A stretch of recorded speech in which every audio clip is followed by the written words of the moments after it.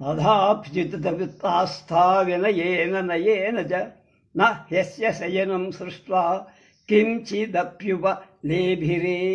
వినయంతో నయంతో ఉచిత రీతిని ప్రవర్తిస్తే ఆ స్త్రీలు దశరథుడి శయనాన్ని స్పృశించి చూసి ఏం తెలుసుకోలేకపోయారు.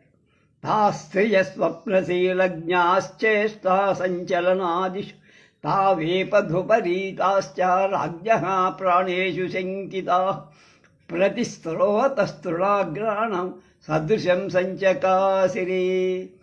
ఆ స్త్రీల చేష్టలు కదలికలను బట్టి నిద్రా స్వభావాన్ని గుర్తించగలిగారు.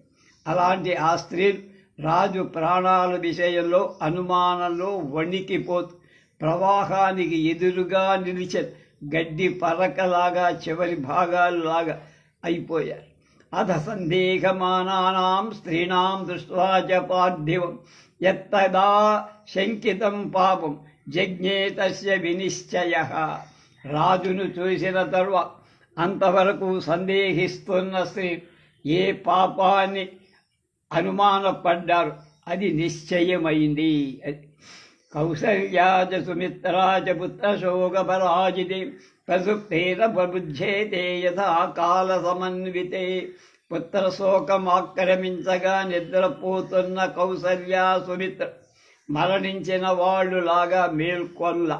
నిష్ప్రతాచ వివర్ణాచ సన్నా శోకేన శోకేన సన్నత నవ్య రాజత కౌసల్యా తారేవ తిమిరావృత.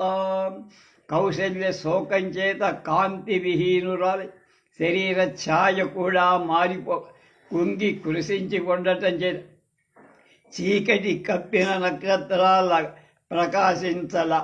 కౌసల్యానత్తరం రాజ్ఞ సుమిత్రాదనంతరం తస్మద్విభ్రాజతే దేవి శోకాశ్రులితాననా.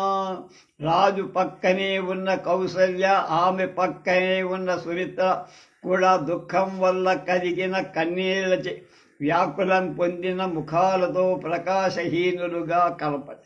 తే చ దృష్ట్వా తథా సుప్తే శుభే దైవ్యౌ చ తం మృదం సుప్తమేవో మహోద్గత ప్రాణవంతః పురమనస్కృతః మంజతః. ఈ విధంగా నిద్రపోతున్న రాణులిద్దరిని రాజును చూసి అంతఃపుర జనుడు రాజు నిద్రలోనే మరణించాడని తెలుసుకున్నారు.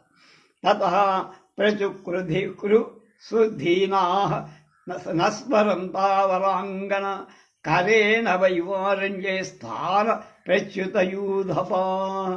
తర్వాత స్త్రీలంతా అరణ్యంలో తమ గుంపుకు నాయకుడైన ఏనుగు దూరంగా పోయిన ఆడ ఏనుగులు ఏడ్చినట్టు ఎక్కువగా బాగా బిగ్గరగా ఏడ్చి తాసామాక్రంద శబ్దేన సహతోర్గత చేతది కౌసల్యా చ సుమిత్రా చ చక్ర నిద్రే బభూవతు.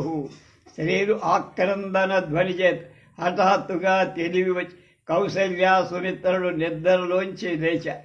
కౌసల్యా చ సుమిత్రా చ దృష్ట్వా సృష్ట్వా చ పార్థివం హా నాథేతి పరిసృత్య పేతు ధరణీతరే.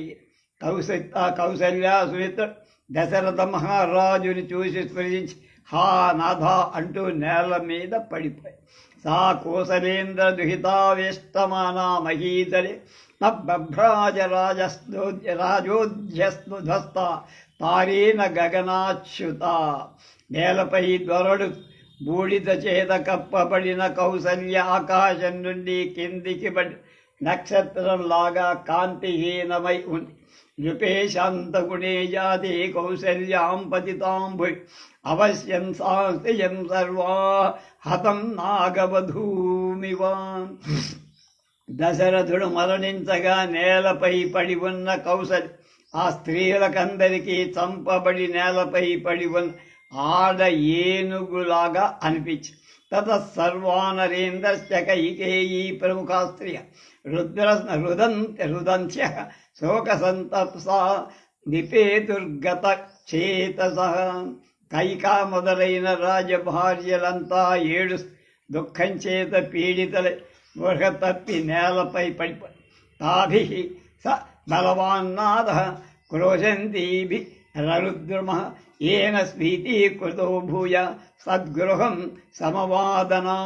సమనాదయత్. ఏడుస్తున్న ఆ స్త్రీలు ఎక్కువ ఆ ధ్వని అవిచ్ఛిన్నమైనట్టుగా అంటే నాన్ స్టాప్గా ఏడ్చారు. ఆ ధ్వనికి గృహం ప్రతిధ్వనించడం చేత ఇంకా ఎక్కువైపోయింది. తచ్చ సంతరంత సంభ్రాంత పర్యుత్సుక జనాకులం సర్వతస్తు ములాక్రందం పరితాపార్త బాంధవం. సజ్జో నిపతితాదంద దీన విక్లవ దర్శనం బహూవ నరదేవస్య సద్మ దిష్టాంతమీయుషః. దశరథుడు మరణించగానే గృహంలో ఆనందం వెళ్ళిపోయి పరిజనులంతా భయభ్రాంతులై ఏం చెయ్యాలో తోచకపోయారు. 4 మూల నుండి ఏడ్పులు వినబడి బంధువులందరూ దుఃఖం చేత పీడితులయ్యారు. ఎటు చూసినా దైన్య విషాదాలు తాండవిస్తారు. అతీతమాజ్ఞాయతు పార్థివర్షభం యశస్వినం స్వం పరివార్య పత్నయ భృశం తదంత్య రుదంత్యః కరుణం సుసుంభి సుదుఃఖిదా ప్రగృహ్య బాహు వ్యల సన్ననాభవత్. ఇత్యాఖ్యే శ్రీమద్ రామాయణే ఆదికావ్యే అయోధ్యాకాండే 65తమః సర్గః. యశస్శాలి రాజశ్రేష్ఠుడైన దశరథుడు మరణించినట్టు తెలియగా భార్య అతని చుట్టుముట్టి చాలా దుఃఖిస్తూ జాలి కలిగేటట్టు ఎక్కువగా ఏడుస్తూ ఒకరి చేతులొకరు పట్టుకొని అనాథల్లాగా నిలబడ్డారు. 66 తమగ్నిమివ సంశాంతమంబుహీనమివార్ణవం హత ప్రభవిమిదాదిత్యం సర్గస్థం ప్రేక్షపార్థ్యం కౌసల్యా బాష్పూర్ణాక్షి వివిధం శోకకరిశిలా ఉపగృహ్య శిరోరాజ్ఞః కైకేయీం ప్రత్యభాషత. కౌసల్య శాంతించిన అగ్నిల ఉదకం లేని సముద్రంలా తేజస్సు పోయిన సూర్యుడిలా ఉన్న మరణించిన రాజును చూసి అతని శిరస్సును ఒడిలో పెట్టుకొని కన్నీళ్లు కారుస్తూ నేత్రాలతో అనేక విధాలైన శోకంతో కృషించిందయి కైకతో ఇచ్చాలి. నకామా భవ కైకేయి భుంజ్వ రాజ్యమకంటకం త్యక్త్వా రాజానవేకాగ్ర నృశంసే దుష్టచారిణి.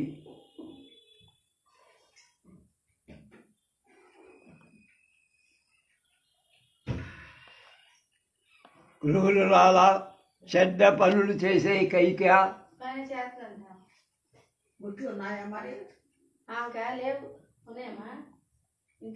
చిన్నపిల్లకి ముట్లు లేకుండా ఉంటాయి.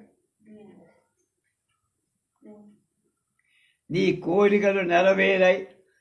ఇంకా రాజు లేడు కనుక నీవు ఎలాంటి అడ్డంకులు లేని రాజ్యాన్ని నిరంతరం అనుభవించవచ్చు. 3 రోజులు ఉంటే 4 రోజు